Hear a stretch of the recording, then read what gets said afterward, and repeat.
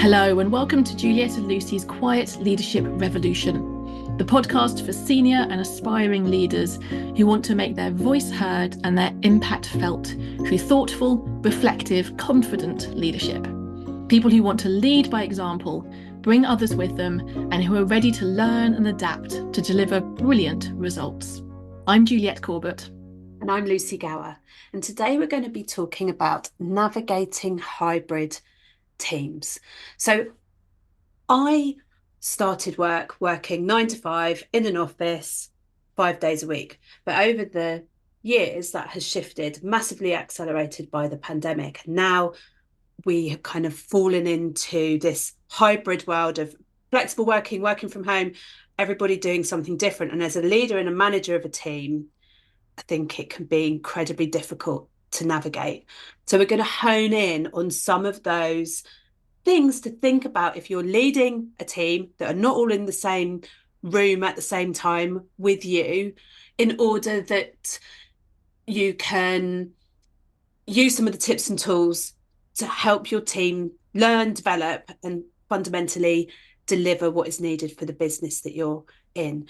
Juliet, I'm really interested to hear from you, because hybrid teams, I think, is a little bit of a buzzword, and I think it can mean something different to everybody. So I think first up, it'd be helpful for us to agree what we mean when we're talking about hybrid teams, and then we can crack on with some of our sort of thoughts and tips and tools. So for me, hybrid covers a whole load of different elements. But basically, as you've said, it means that not everyone in the team is sitting at the same time in the same space.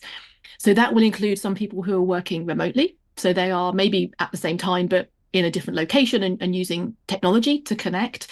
Sometimes it will be that different people are in different time zones. And so there's actually a really asynchronous way of working. And it's likely that then some people might be in an office as well. You might be in an office some days, working remotely other days. Basically, it's my idea of a hybrid team is anything that combines different combinations of different people doing different things, where you're not all in the same place physically at the same time, 5 days a week or for a full working week. And the thing that really strikes me as we say that is so 2024, that's when we're recording and publishing this episode. So roughly 5 years ago, maybe pre-pandemic, Lucy, you and I were doing quite a lot of work remotely, but it was quite unusual to see large numbers of teams working in this way. So for most leaders, this is a relatively new skill that we've all been developing and learning over the last 5 years or so. And I think because the technology also is shifting and changing, as well as social attitudes and everything else that's constantly in flux, this does feel like it's still something that can feel quite uncomfortable or difficult for leaders to really know that they're doing a really good job when they're leading a hybrid team. Yes. I agree with a lot of what you said there, apart from one little nugget where you said we're not used to doing this. And I think we are used to doing this. If you've led a team, whether you are in the room with them or whether they are scattered all over the world remotely and a mixture of both, I think that the same principles apply to how you cultivate collaboration, you build relationships, you develop a team that is motivated and is delivering the work. So I think the skills are there.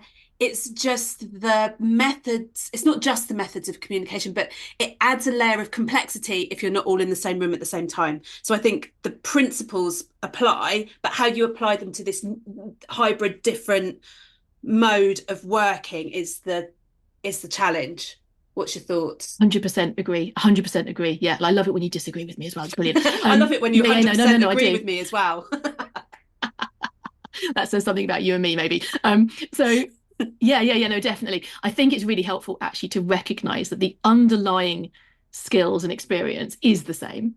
And actually, as you were speaking there, the thing that came to mind for me is that just like all leadership, it's really easy to fall into the assumption that everyone is the same as us. Yeah. So fall into the assumption that everybody wants to be in the office or everybody wants to work from home, whatever your own personal preference is. And so when you're leading a team, one of the critical skills that we've already developed in lots of other ways is to recognize not everybody is the same as us, and that is a strength. that diversity is a strength. And that in this particular context, what that might look like is that if you as a leader kind of are thinking about how to lead this hybrid team, understanding how each team member feels about the combination of in-person, remote, asynchronous, and that what you as a leader try to do is to create a culture, an environment in which everybody can do their best work. And so the first step is to acknowledge not everybody is like me. Yeah, absolutely agree. And I think that in the olden days, when we all turned up at an office 9 to 5, there were there are people that don't do their best work in that environment, but it was never kind of flagged or brought to the fore. Then we all go and work from home, and there's a change, and with change, that kind of evokes people talking about the change and how it's working for them. And I think it's pretty divided. Some people love working from home, being able to be on their own, sort of doing some of their best thinking. They can hopefully choose whether their emails are on and off, structure their day, be able to flex around childcare, walking the dog, all of those sorts of things. Whilst other people long to be back in an office because they need to be bouncing off other people in order to have their best ideas, to feel inspired and to feel motivated. So actually, I think the change has brought to the fore that we're all different and we all need different things in order to do our best work. And for many years, there were people who didn't do so well in a busy office environment, yet that was not a conversation that was had so much. And some Yeah. of this sits on the kind of where you are on an introversion, extroversion spectrum. I know for me, I can flex between the two, but my core, in my heart, I'm an introvert. And being on my own, doing my best work, is great. I love being in a room of people, and I deliver workshops, and I love doing that. But when I've finished, I have to scurry away and be on my own in a dark room for a little bit in order to recoup my energy. So Yeah. I kind of feel that it's just that the conversation has been highlighted because there's been a shift, rather than we used to work in a particular way that suited everybody, and now hybrid's really difficult. Yeah. And that completely changes the conversation, doesn't it? This means that the technology combined with the fast pace of change that we saw through the pandemic and having to switch from one extreme to the other in terms of in-person to all remote for a period of time, as you say, has allowed us to uncover and to discover that insight of actually there are a lot of people that work better Yeah, or that are happier, more productive. They do really amazing work, not in an office with lots of other people. exactly. And that working 9 to 5, everyone turning up to work at the same time, is a leftover from the Industrial Revolution, where a lot of work was around being on a production line and everyone had to show up in order for the thing to be made. And actually, there's a lot of research about, human beings. We all have different peaks and flows throughout the day. And if a lot of our work is what Cal Newport would call knowledge work, Mm-hmm. we don't all need to be in the same place at the same time to do our Yeah. best work. So this is a good development for human beings and how we want to spend our working days or nights. Yeah, exactly. And I think what flows from that is also the fact that because of the way some organizations work, the product or service or whatever it is that they are delivering means that actually in that particular sector, maybe it is that most people are in the office and that's okay, or in a working environment in person, and that there'll be other organizations that are fully remote. And so as individual leaders, as individual kind of workers, we can choose then where do we fit in the Yeah, workplace. So I think what we're saying is it's a good thing, but that doesn't mean that every team should be hybrid. yeah, It means it's good that we now have choice when we're making decisions about jobs and workplace and so on. We now have a choice of what type of team do we want to lead, what type of team do we want to be part of. So I think it has made more diversity available to us. The one thing I'd also like to flag, so as you were talking there, two things came to mind that are really challenging within hybrid teams. And I think mm-hmm. there's one that's easy to fix and the other is harder. So the first one for me was coordination, in the sense that when you're all physically used to be in the same place, coordinating was potentially easy, although I think maybe I'm looking at that through rose tinted glasses. And coordination is always tricky. So you've got to fix that problem. Like, how do we coordinate what we're doing? That's probably relatively straightforward. The second one, which I know many leaders sort of struggle with when leading a hybrid team, is trust. Mm-hmm. And this idea of being able to know that your team is doing what they need to do, to know. And personally, I don't think it matters that they're working in their working hours. Like, I need to see them wiggle their mouse enough to show they're working. I don't think that's as important, but I need to know, as a leader, I need to know that they're working at the right capacity to produce the outcomes that they are tasked to produce, whatever the kind of type of work that might be. That feels harder because there's a little bit more mindset, human interaction that comes with trust. Whereas coordination, that feels like probably it's to do with kind of technology or and process, workflows and process. Yeah, exactly. Yeah. You're showing a book to me, The Culture Code. I've read it as well. Yeah. People can't see it on screen, but I can see you waving it at me. Tell me. I've had a light bulb moment. Okay, so I remember being on a panel at the beginning of lockdown, and the conversation was about trust.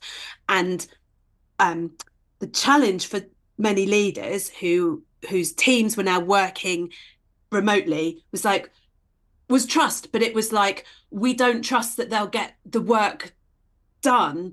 But the opposite problem for most of the clients I work with, certainly, is that people are working too hard. So it's almost like you've got to trust that people will look after themselves in order that they can do their best work. And I think that is actually more difficult than, you can have, here's your objectives. As long as somebody achieves the goals that you've agreed together, doesn't matter when or how they do it. And, in the delegation podcast we recorded a little while ago, how somebody does it doesn't matter, as long as you achieve the agreed standard and results. But in a book called The Culture Code by Daniel Coyle, which we'll share in the notes, he talks about the 3 things for great culture within teams in order to deliver are vulnerability, purpose, and trust. And I agree with you. And The Culture Code is a great book, and I recommend that if anyone's listening who leads a team or an organization, that this piece around creating a culture, which will get called psychologically safe culture, the things that you need to establish a trust, for people to feel safe to be vulnerable, and purpose. And I think for me, that piece around trust is harder when you're not all in the same place, because trust comes from relationships. You get to know people, you get to understand that they'll do what they will say they'll do, or they're not. You get to earn trust. And I think that takes longer if you're not all in the same room together. So for me, some of the things where I see teams having a great culture for creativity and innovation and getting good work done is that they spend time building those relationships, which can feel like a waste of time. Why are we having this conversation? Like, I do care what my colleagues did at the weekend, but actually I've got all these targets. But it's not just Daniel Coyle that talks about this. I think out of all the business books I've ever consumed, there's always something in there about building relationships. You look at the work of Adam Grant, you look at the work of Dan Pink, Amy Edmondson, Sheryl Sandberg. You could list them all. Trust is in there, and relationships, radical candor. You can give candid feedback because you've built trust. And so fundamentally, building that time in to get to know your people and then to know you, having those water cooler moments, but you have to be more deliberate about it when you are online, because when you're in an office, you make a cup of tea, someone chats to you in the kitchen, these little nuggets where you learn about people. don't happen so easily online. Yeah, exactly. And I think this is one of the drivers behind the trend of the idea of having a mostly remote team, but people physically coming together occasionally. And that might be 1 or 2 days a week, or it might be, 1 day a quarter. It doesn't matter how frequent it is, but this idea that there will be some time when you're in the same room, which obviously isn't the same for all fully remote teams. Um, and it's about creating human to human relationships, Exactly. which is where trust evolves from. And I love your point that this sort of happened naturally when we're in person, but you just need to be more Yeah. conscious about creating these opportunities when you're leading a hybrid team. Yeah. And it's a really fine balance, I think, because I facilitate a lot of team days, and often the client has 1 million things that they want to achieve. And quite a big part of my work is going, okay, what are the most important of those 1 million things? And I will design and facilitate a day that does that. And often, with my agreement, my massive agreement is like, we need to build relationships. We don't spend enough time all together knowing each other. And we need to build those relationships about, what lights us up, what we enjoy doing, and how we like to work. Even the conversations around, if you want to have a chat with me, you need to book a time, or I'm not so good after 2 p.m. All of those little things are so important. So there's a real tension between having a day when everyone's together and making the most of it, and you want to come away with like a strategic plan that everyone can crack on with. But actually, before you get to that, it's a slow pace and the time for people to build genuine relationships. And that might involve not a very structured agenda. That might involve going for lunch, or going for walks, or doing some sort of activity together where conversations are allowed to flow. And I acknowledge that that can feel like we're not getting the work done, but it's putting all the foundations in place to get the Yeah, work done. exactly. What was really interesting for me was that running strategy away days and workshops, was that for about 9 months to a year after all the COVID lockdowns kind Mm, of finished, each one I did when I was talking to clients at the very beginning, what are the outcomes that we're working towards here? Obviously they booked me to do strategy, so that was clearly one of them, mm, but consistently people would say, let's have really really long break times, a really good lunchtime, because that's when we're going to get the informal interaction between people. yeah. We just haven't been in the same room together for as much as we normally would. And what's been interesting is that actually those conversations have stopped happening so much as people Mm-hmm. have kind of come fully through pandemic lockdown time. And actually normally now it's me saying, okay, so we've got all these strategy objectives. Normally I also talk to people about making sure that we're coming together as a group. This is what I want to do. And when they say, oh, I think we should have a 15-minute lunch break, it's like, no, actually I think we Yeah. need slightly longer for lunch. Yeah. And that's because we're potentially, it's less conscious for them that this is an important part of the day, but I Yeah. know this is a critical part of the outcome that happens. Absolutely. And my recommendation on that lunch break is that there's a expectation that you're not all checking your emails, and there's an expectation that you Yes. might sit for lunch together. So I really recommend, rather than like a buffet and then you go and sit at the tables you've been sat in the Mm. facilitation room, that you get your sandwich buffet and you sit somewhere else. So there's a place where you're sitting to have lunch, to literally break bread. Um, Yeah.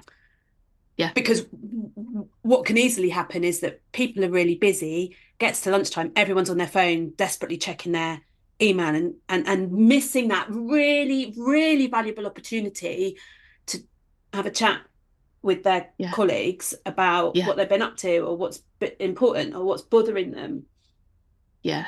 And similarly, actually, it's across between teams, breaking down those Yeah. silos as well. That as much as depending on how the physical office, used to be set up that you were in, but there's also collision in the corridors for not literal, obviously, but conversation collision in the corridors that happens between teams when you're in person. And that opportunity for there being silos, I think, enhances with remote or hybrid working as well. So again, as you just said, having a space where lots of different teams go and sit together for lunch, but they're actually all mixed up, and Yeah. and cross-pollinating ideas and getting energy from different places, and different teams understanding the priorities for other teams, and that inter-team Yeah. coordination is also something that gets lost a little bit when we're thinking about hybrid working, I think. Yeah, I absolutely agree. And I think the thing that we're talking here is the principle of relationships come first, and out of that, good work flows. So it might be that your team is scattered all around the world and it's just not possible to bring everybody together for a day every so often. But where I see um, real progress in it working is almost like these little micro moments. So is there something that's facilitated where there is opportunity to just chat and network across different teams? Or is it that Mm. you have very professional meetings, but there's a few minutes at the beginning where you say hello and check in how people are doing? All those little sort of nudges that can just really help and set a culture where it's okay to ask how people are and it's okay to say how you are. And it's Yeah. helpful to know if your colleague isn't feeling that well or there's something going on for them in their um, outside of work life. And, Yeah. and so there's lots of little nudges that you can do. One of my clients has like does random coffee trials. So you kind of put your name into the spreadsheet and you get paired with somebody at random to have a virtual cup of tea for half an hour and just with no agenda, but just to have a bit of a chat about whatever you want. Yeah. Yeah, yeah. And I was going to ask actually, you preempted my question, but where we were talking about bringing together occasionally people together in person, for some teams that's actually not possible for whatever reason to actually do that in person facilitated day, Mm-hmm. or unfacilitated coming together as a group. But it's actually possible to do this for fully remote teams as well, or where individuals are fully remote, because your example there of randomized coffee Zoom coffees is really helpful. Are there other ways that you've found or you've heard about people creating these opportunities for trust building and relationship building, which are fully remote? Yeah, I mean, I run something called Get It Done sessions, and I see this happen in organizations as well, where people join online, you say what you're going to get done in the next 45 minutes chunk, and you get on with it, and then you check back in, have a bit of a chat about how you've got on, and out of that flows a bit of conversation. So it's a little bit facilitated. You're getting on with the work that you need to get on with, and you're connected to other people. Now, I run this within the Lucidity network, my membership network, where I've got people from lots of different organizations. Most of the people that join the Get It Done sessions are working pretty much fully remotely. They might be in the office once a month, and they love that they've just got a conversation with other people and accountability to get stuff done. So Yeah. I see that working really well, and that's something that anybody can do within your Yeah. own team or with across the broader organisation. And in contrast, something I've seen not work so well is an expectation that you will log into Teams and work all day Yeah. whilst being observed by, other members of your team, which just feels like surveillance, to be completely Well, honest, exactly, and a massive and erosion doesn't of build trust. trust. Yeah, Yes. exactly, exactly. So the fact that it is for periods of time where you voluntarily come together as a group to do a get it done session, but as with all things, in moderation, rather than it being an enforced daily kind of lengthy period Yes. of time. And I think that Yeah, speaks to the point that you made at the very beginning about everybody is different. So some people will love a get it done session, other people less so. Some people may like the accountability of their little green teams like being on and they can be contacted at any point. Other people no. So I suppose as a leader, it comes back to understanding what you need to do to give permission for your people to do their best work. And that's going to look different for everybody. And that's difficult to navigate, especially if some people want to be in the office all the time, other people don't. Thinking about what your policies look like to enable that is tricky. I acknowledge that. absolutely. The other thing that's tricky is this is an evolving process. Yeah. Not for all teams. Some teams have found a model, it works, everyone is happy and everyone's bought into it. But for a fair number of teams, this is something which has shifted and changes quite substantially certainly over the last 4 or 5 years, and even in the last few years, there's still shifts in the emphasis between these different elements of blending together different ways of working. And one of the things that can also be really important is to understand the psychological contract that you build with your team members. So there's a written contract, a legal contract that's signed for employment law, etc. But then outside of that, there's also a whole host of assumptions and beliefs and expectations around how we're going to be working together, which often aren't voiced. Often people don't say them out loud. And so it's very easy sometimes for someone to have a completely different expectation of what that psychological contract includes. And one of the things, which maybe is less now than it was, but we saw during the pandemic, people who were hired during a pandemic lockdown, their psychological contract might have included, I have the right to be remote, or to be, to have flexible working hours, or whatever the expectation was. And even though that wasn't actually built into a legal contract, when workplaces tried to shift and change back to, I'm going to use the quote in air quotes here, kind of new normal, that kind of let's go back to what we thought we would want to do, what we liked about the way we were working before. What we saw was a lot of people's psychological contracts were being challenged by that process.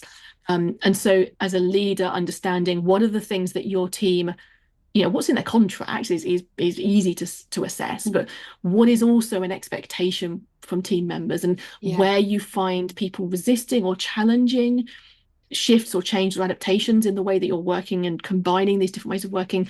It's possible the reason that people feel uncomfortable about that in your team is because you're challenging the psychological contract, which is invisibly part of the relationship.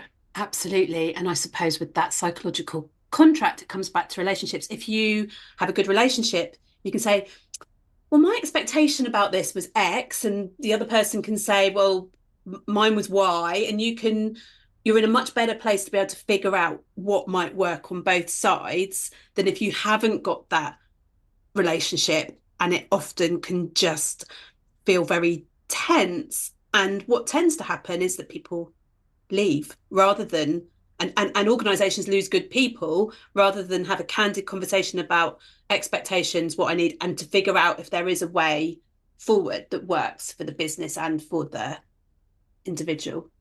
And I think it's really difficult when there's like a history, a legacy of different ways of working because of external factors.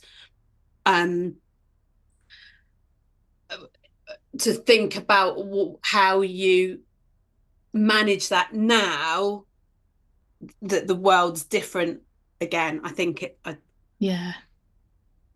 as you were talking there, what comes to mind for me is the fact that, of course, that understanding and having that relationship which allows you to understand what the other person's psychological contract is, and then share ways in which, okay, that isn't quite what's going to work, or that isn't what the expectation is going forwards, that requires the relationship and the trust, which we were talking about earlier. And when that is absent, or that itself has been fractured or challenged, that trust isn't there to underpin a really, really candid but honest and sympathetic conversation. Talking to another human about their working, the way they structure their working life, which can impact on family life, can impact on the way that their health and their well-being and so on. So this is a human to human conversation around what is it that you were expecting, and what's been, what are your attitudes to the way that things are changing over time with regards to this hybrid working expectations.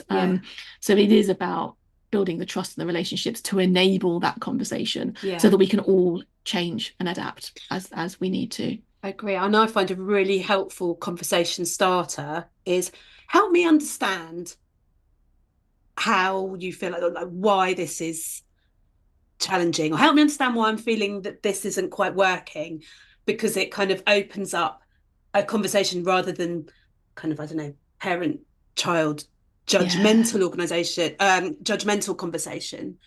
Just help me understand. No, absolutely. That's a great phrase for anything. Like in layman's terms, it's putting yourself in the other person. Help me get into your shoes to see this from your perspective. But from a point of view of wanting to lead your team and understand those different perspectives and diversity and different experiences, it's essential that you're able to see it from their perspective as well. Yeah, I agree. Yeah. So if I'm looking at the clock and it's gone quickly. I know. So if you were going to give a kind of like your top nugget of advice to anyone that's navigating leading a hybrid team, what would you say? So I would say recognize that everyone's different, and that you might have personal assumptions or biases or beliefs that underpin your way of thinking about these things, but that other people might be different. and then focus in on building the relationships, building the trust, and the coordination. We haven't talked about coordination much. I think it's an easier thing for people to fix, but that sense of it's the coordination and the trust that are challenged within leading a hybrid team. So utilizing whatever skill set and expertise you've developed pre-hybrid teams, or in whatever kind of experience you've got, thinking about how you can use that experience to really develop the relationships and the trusts online. That's the core of it. Yeah. How about you, Lucy? What are your key takeaways? So yes, and what you said, I think it's easy to talk about it, harder to do. So acknowledging that, and I think asking that question, help me understand, like, what is it that I'm hearing from my team? How can I understand first in order to then make some decisions? But I think the questions are, what is it that the business needs in order to be successful, and what is it that each of the individuals within my team need to be successful, and what does the team look like as a whole to be successful? If you can answer all of those, I think you're in a really good place to be able to make some good decisions about what working life looks like, and build that culture of trust, vulnerability that sits with trust, and people understanding why they're there and what they're there to do. Absolutely. I love that structure you've created there, understanding what the business needs, then thinking about how the people do their best work, and then you form the team in the middle of those two extremes in order to allow both to occur. That's a lovely way of thinking about it. It's a Venn diagram, and as you know, I love a Venn diagram. You and your Venn diagrams, me and my spreadsheets. There you go. That's also the difference between us. Okay. Yeah, it's brilliant. Thank you. That's brilliant. So as you're listening to this episode, we would love to hear your feedback and hear your thoughts on what have we said that kind of leads you to ask questions, things that weren't clear, things which you want to kind of add to what we've been saying, because obviously we can't cover everything in one episode. We really want to hear your feedback around what's been helpful as well. And if this podcast episode has been helpful, we would love for you to follow the podcast and to rate it wherever you listen to your podcasts. This really helps, obviously, let's be honest, this really helps us, but it actually really helps other people to discover the podcast.